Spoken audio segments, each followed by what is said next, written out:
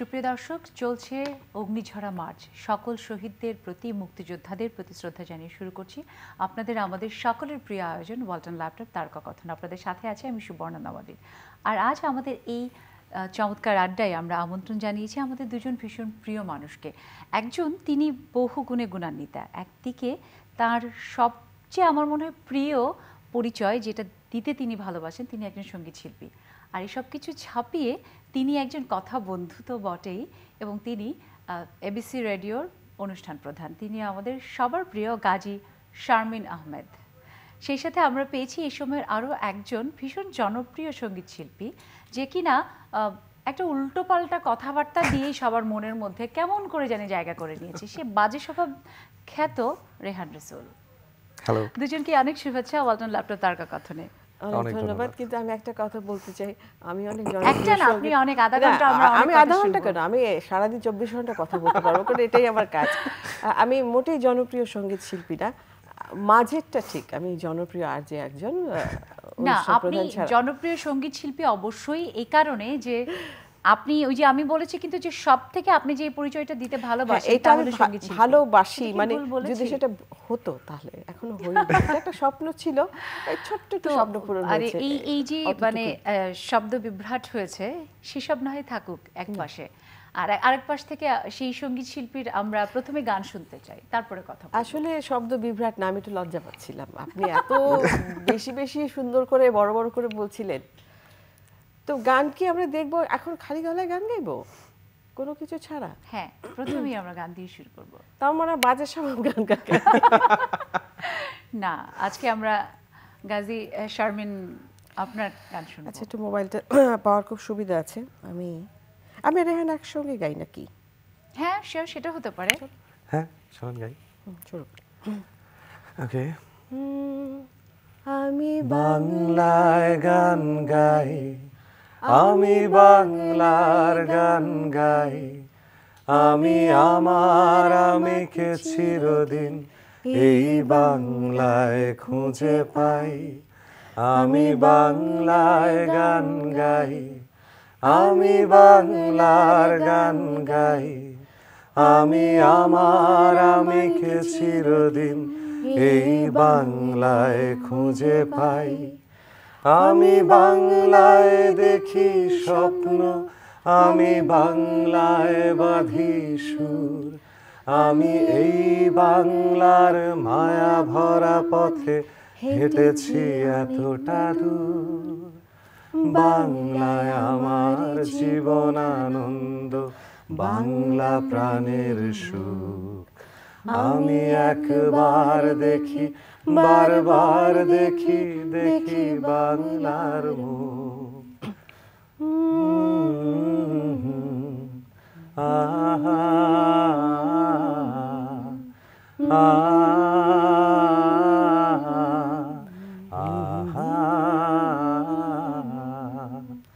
আপনাদের এখানে এত ঠান্ডা যে আমরা গলা বসে যাচ্ছি। স্টুডিওতে আসলে একটু ঠান্ডা বেশি থাকে, সব স্টুডিওতে থাকে। মানে মূল ব্যাপারটা হচ্ছে আমার খুব ভালো লাগলো যে এই গানটা দিয়ে শুরু হলো আমাদের, যেহেতু শুরুতেই আমরা ডেডিকেট করি আসলে পুরো মার্চের এই আয়োজন। হ্যাঁ, স্বাধীনতা দিবসের মাস, সেই জন্য খুব মানে সত্যি খুব ভালো লাগলো। সেই ভালো লাগার জায়গা থেকেই শারমিন, গাজী শারমিন, আপনার কাছ থেকে শুরু করতে চাই কথা বলা। কথা বন্ধু আপনি, আপনার সাথে কথা বলতে গিয়ে কিন্তু আমার কথা কোথাও কোথাও আমার মনে হচ্ছে যে একটু চিন্তায় পড়ে যাচ্ছে। আমরা জানি যে আপনি একদিকে যেমন কথা বন্ধু, তেমনি সঙ্গীত শিল্পী। এই যে সঙ্গীতের সাথে আপনার মানে পথ চলা, হাতে খড়ি, সেটা একেবারে পারিবারিকভাবেই শুনতে চাই আপনার কাছে। একদম ছোটবেলা থেকে বেসিক্যালি আমি নাচ শিখতাম। আমার বাবার খুব ইচ্ছে ছিল যে আমি নাচ শিখবো, তো আমার মায়ের খুব ইচ্ছে ছিল যে আমি গান শিখবো। তো আমার মা সবসময় বলতো যে বিয়ের পরে বড় হলে মেয়েরা নাচতে পারে না, আমাদের দেশে ক্যারিয়ার হয় না নাচে সেরকম। কিন্তু আমার বাবার খুবই ইচ্ছে ছিল আমি নাচ শিখবো। আমারও শাহাবুদ্দিন আহমেদ সাংবাদিক ছিলেন, তো আমারও নাচতে খুব ভালো লাগতো। তো একটা পর্যায়ে খুব জোর করে আমার মা আমাকে নাচ ছাড়িয়ে দিয়ে গান শেখানো শুরু করলো। আচ্ছা, তো এখন মনে করি ইট ওয়াজ আ ব্লেসিং, মানে ভাগ্যে সেই মানে জোর করে মা ছাড়িয়েছিলেন। এই জন্য তারপরে আমি জোর করে, তখন তো খুব ছোট, তো ক্লাসিক্যাল গানও তো কিছু বুঝতাম না, কিন্তু করতে হতো, এটা স্কুলের পড়ার মতন ছিল। তো একটা পর্যায়ে কিছু গ্যাপ গেল, কিছু অন অ্যান্ড অফ গেছে আমার গানের ক্ষেত্রে। তারপর বেশ পরে খানিকটা কলেজে থাকাকালীনও গান শিখতাম, তারপরে ছেড়ে দিলাম গান। তারপরে আবার সঙ্গীত ভবনে ভর্তি হলাম কলিম শরীফের কাছে। উনি তখন 2 বছর ওখানে শিখলাম, তারপরে চলে যাই সুরের ধারা বন্যাদি।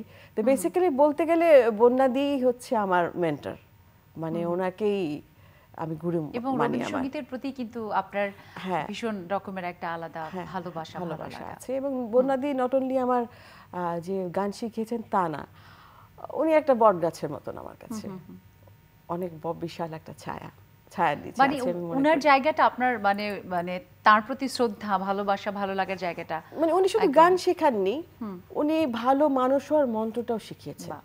উনি এটা সবসময় বলতেন যে একজন ভালো শিল্পী হতে গেলে ভালো মানুষ হতে হয় আগে।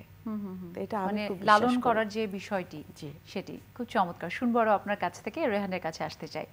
রেহান, আমরা যেমনটি শুরুতে বলছিলাম যে বাজে স্বভাবের ওই সেই এক গান দিয়ে কেমন জানি একটা তোলপাড় করে দিয়েছেন অনেকের মনে। অনেক মেয়েরা বোধহয় আপনাকে ইনবক্স করে বোধহয়। বোধহয় না, বোধহয় না, 100% করে। এখন আমি তো আপনার ইনবক্স চেক করিনি, so I can't say, you no.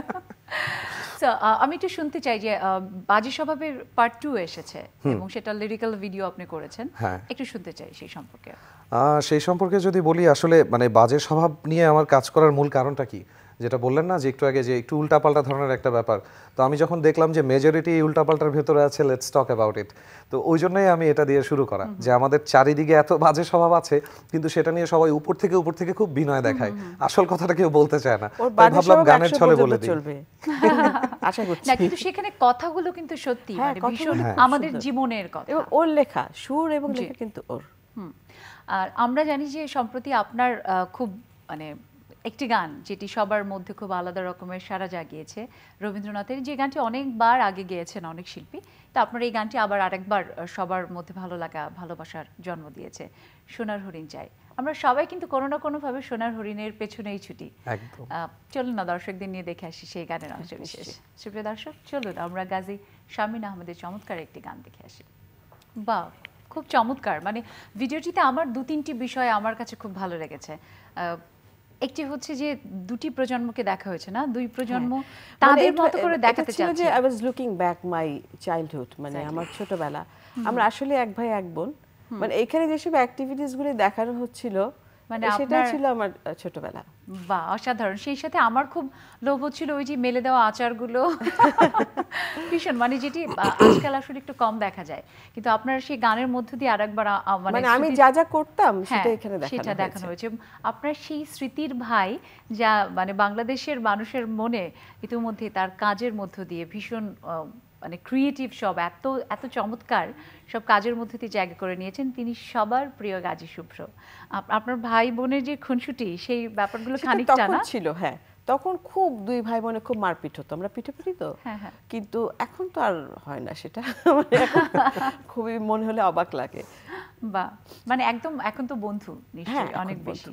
একটু শুনতে চাই আপনাদের এই খুনসুটির কথা, আমার খুব মানে লোভ হচ্ছে। মানে যেটা ছিল কি, মানে আমরা মারামারি ঝগড়া যেটা থাকতো, মানে ধরেন আমরা একটা আইসক্রিম খেলাম, হয়তো একই আইসক্রিম দুটো নেই, একটা একটু বেশি, ও করতো কি বাকি, হয়তো আমার আইসক্রিমের দামটা বেশি, ওই বাকি পয়সাটা আম্মাকে ওকে দিতে হতো, সেটা একটা ছিল।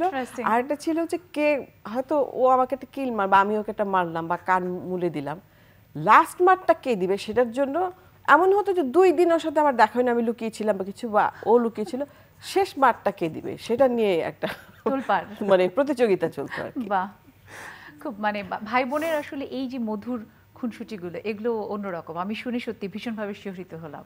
মানে আমাদের সবারই বোধহয় মানে কমন পড়বে ব্যাপারগুলো, একটু হয়তো অন্যরকম ভাবে, বা সত্যি ভীষণ ভালো লাগলো। শুনবো আরো আপনার কাছ থেকে। রেহানের কাছে আসতে চাই। রেহান, যেমনটি বলছিলেন আপনি যে লিরিক্যাল ভিডিওটা হয়েছে এবং মানে এই বাজে স্বভাব, আপনার আরো অনেকগুলো গান রয়েছে, বাট বাজে স্বভাবটা কিন্তু একটু আলাদাই, সবার মধ্যে একটা বাজে প্রভাব ফেলেছে। আসলেই তাই না, আমি একটা জিনিস খেয়াল করলাম যে মৌলিক গানের একটা চাহিদা ছিল বাংলাদেশে, সবাই খুব খুঁজতো যে নতুন কিছু আসুক।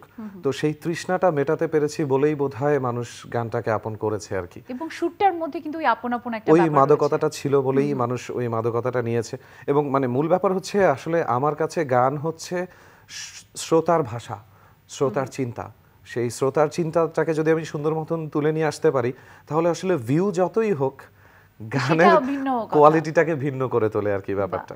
খুব মানে চমৎকার। আপনার এই যে শ্রোতার ব্যাপার বললেন, এই সূত্র ধরে আমি একটু জানতে চাই যে আপনি যেহেতু নিজেও আপনিও একজন কথা বন্ধু আরজে, তো এই যে শ্রোতার সাথে সরাসরি কিন্তু আপনার একটা ইন্টারাকশন হয়, মানে একদম। যখন আপনি কথা বলেন, সরাসরি আপনাকে ফোন করছে কিংবা এসএমএস করছে, এই যে ব্যাপারটা, এটা কি আসলে আপনার গানের ক্ষেত্রে প্রভাব ফেলেছে যে শ্রোতার যে টেস্টটা বোঝা, তারা কি চাচ্ছে সেই ডিমান্ডটা বোঝা?